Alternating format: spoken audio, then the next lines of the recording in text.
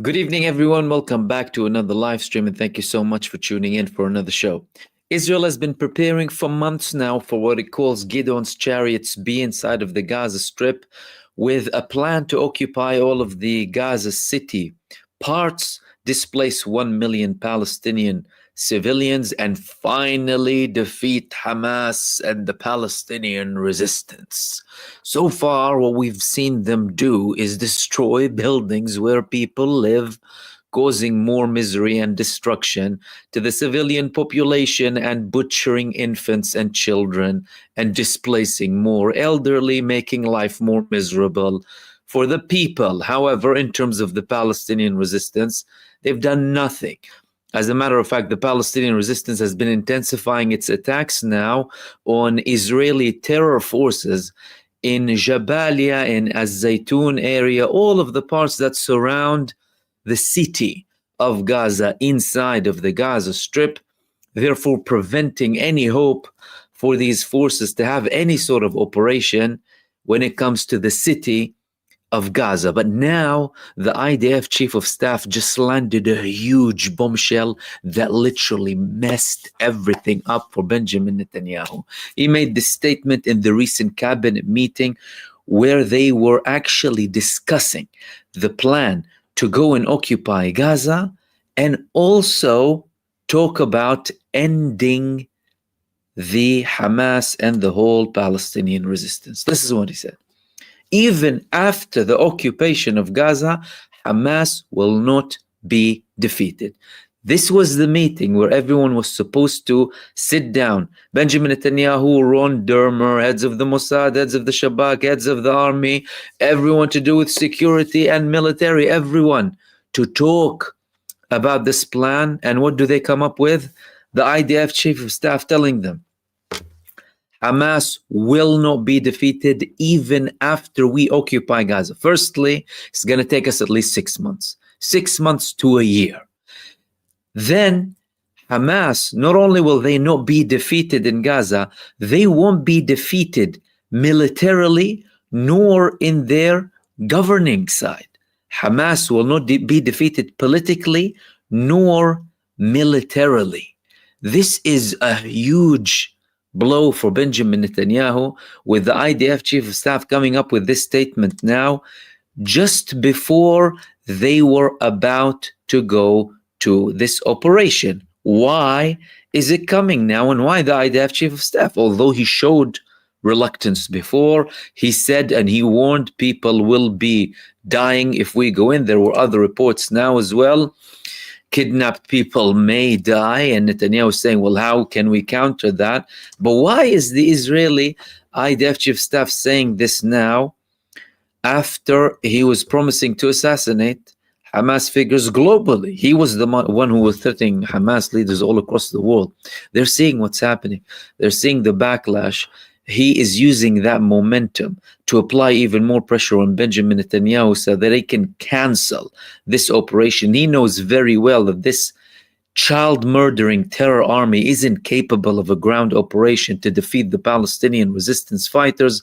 They're only capable of conducting airstrikes and landing bombs on civilians and buildings.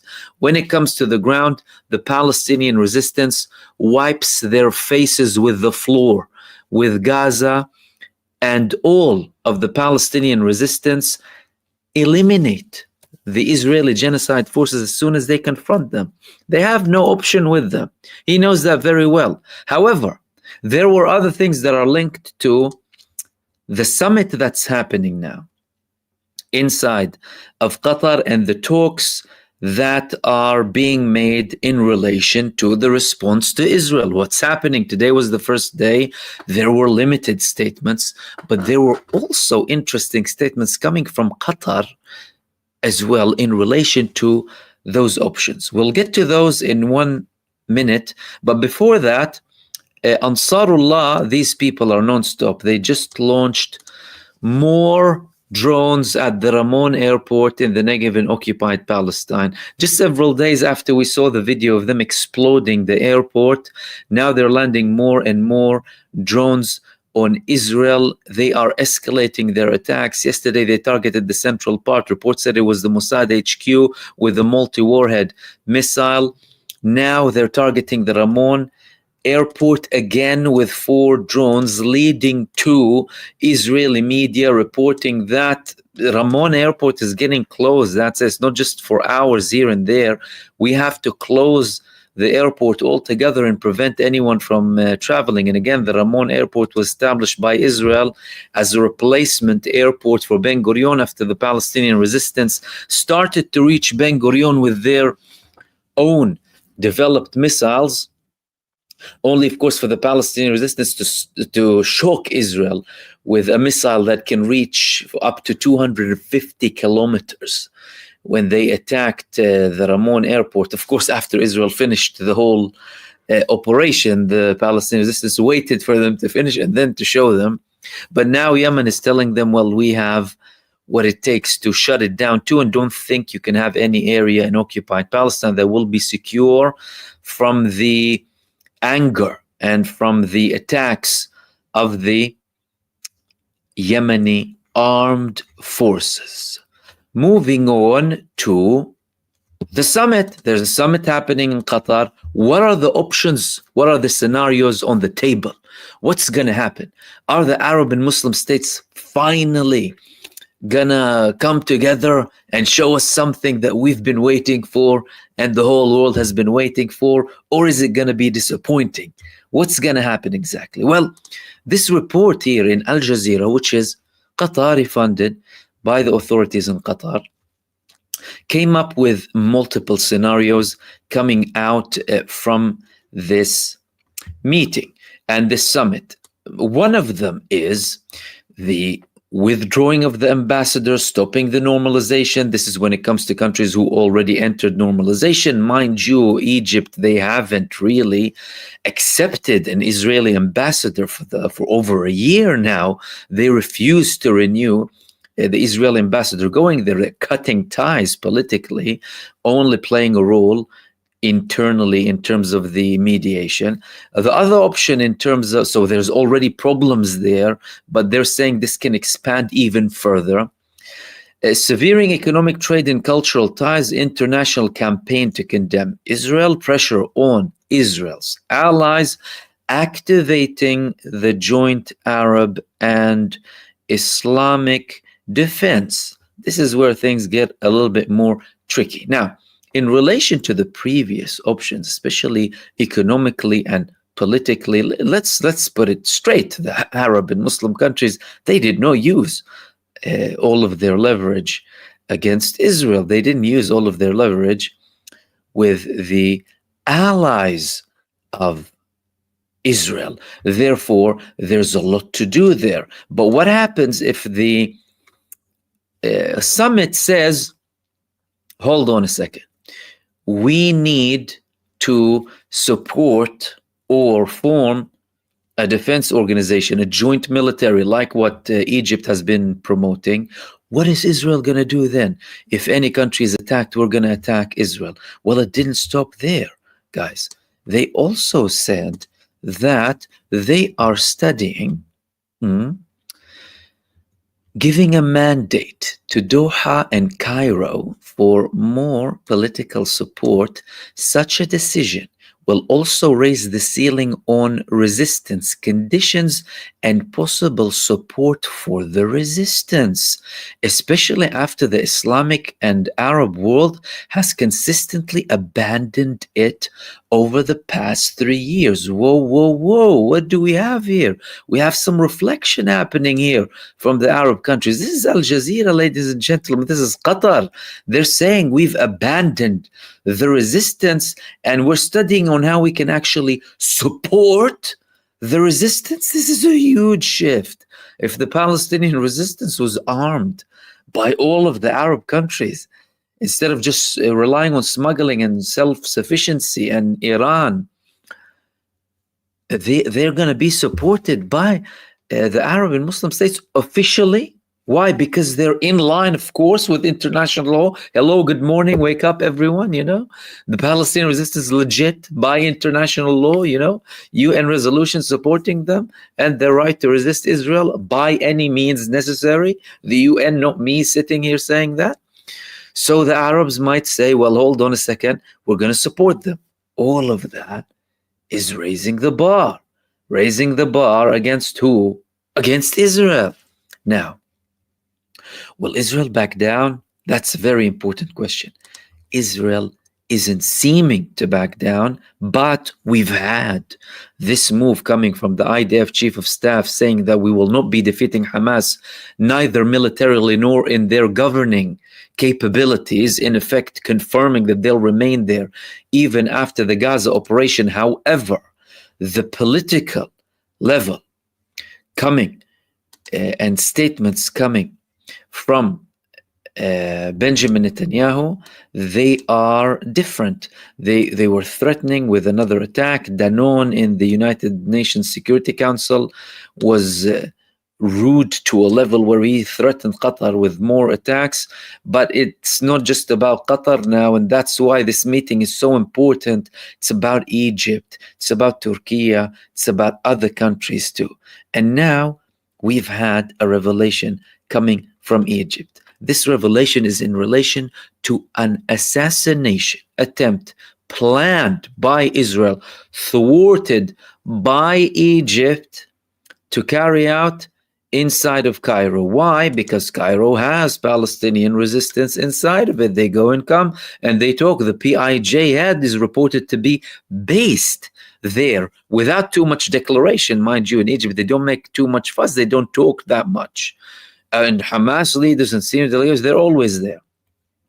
There was a report a couple of days ago that Egypt actually thwarted assassination attempts of Hamas leaders in Cairo and warned Israel, if you assassinate them on our soil, it's going to be a declaration of war. They're saying here that they noticed in multiple other articles as well, they noticed preparations coming from the Israeli intelligence inside of Cairo, gathering information about the Palestinian resistance, the negotiating delegation. Again, how absurd is that? Because they're talking about having a ceasefire.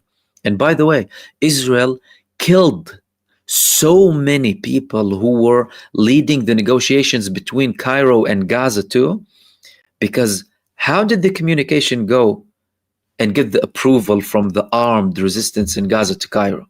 There were messengers. Israel, whenever they monitored anyone, they assassinated them in a clear indication that they don't want to reach any sort of deal and any sort of ceasefire. But now Egypt is raising the bar with them. We're having more statements as well coming from Egypt that, hold on a second, Israel is threatening us with war, right? Some people are saying Israel is threatening us with war. The Hebrew media is saying that the war with Egypt is a matter of time only. There were previous statements recently made that a war with Egypt is only a matter of time. Multiple websites and media personalities saying it's just a matter of time up until we have a war with Egypt because of the situation, because will Hamas go there and we told them they're going to kill them everywhere?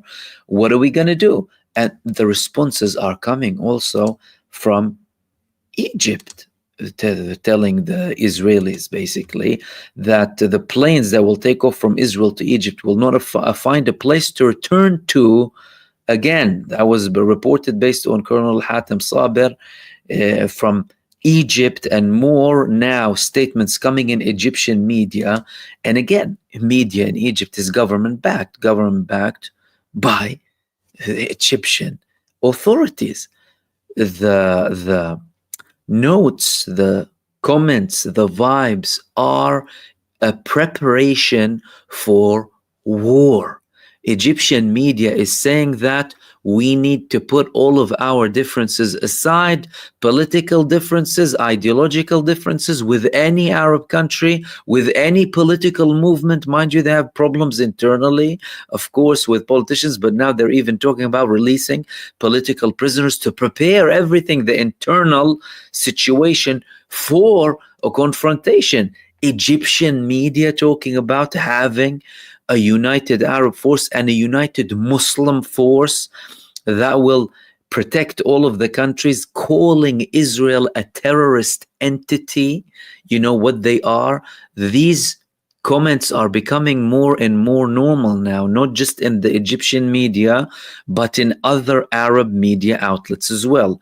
Israel, terrorist entity, pariah entity, passing entity, posing a threat, not just against Qatar, but also against all of the Arab countries combined. And if we do not act now, then the turn is coming against us again. This will not be necessarily for the sake of the Palestinian people. All we have seen is inaction or insufficient action for the past 2 years, despite the bloodbath and the Zionist barbarism and mass murder, genocide and infanticide in Gaza. But this will be for them. They understand that the risk is coming against them. Israel, Netanyahu's stupidity, Israel's strategic stupidity is forcing them to have this approach and even talk about a potential response to the Israeli aggression. However, this and also the statements that are coming from the IDF chief of staff about the Gaza operation being a failure even after Israel goes and occupies Gaza City could very well be linked, because Netanyahu could be using this as an excuse in case he genuinely feels like a response is coming to take him down. However, things haven't been concluded yet. There's still one more day to go. Even with the summit, with whatever comes out of the summit, Israel is considering all options. They are not really seriously taking the idea that there will be some sort of military action against them. However, they're not ruling it out. And in that case, Israel will be in deep trouble, and Benjamin Netanyahu would have to recalculate everything to do with the operation. However, Benjamin Netanyahu and his government, they have shown the whole world so far that they are not politicians. They are people who are psychopathic zealots run by a sick ideology, there to destroy everything that can even challenge it from within and from the outside too. They have been drunk with arrogance and power. Netanyahu has only been expanding this genocide further and further to countries that are part of the peace process and mediation, and that have never been involved in anything security related to Israel, but try to de-escalate. Therefore, we're talking about an insane individual, as if he is meant to be there to take Israel into oblivion. And these were the main things that I wanted to share with you in this live stream. Thank you so much, everyone, for tuning in. Thank you for everyone who participated in the chat. Aini in Palestine, thank you for your supers as well. In the meantime, everyone, take care, stay blessed, and I will see you soon in the next video. Peace, everyone. Salam.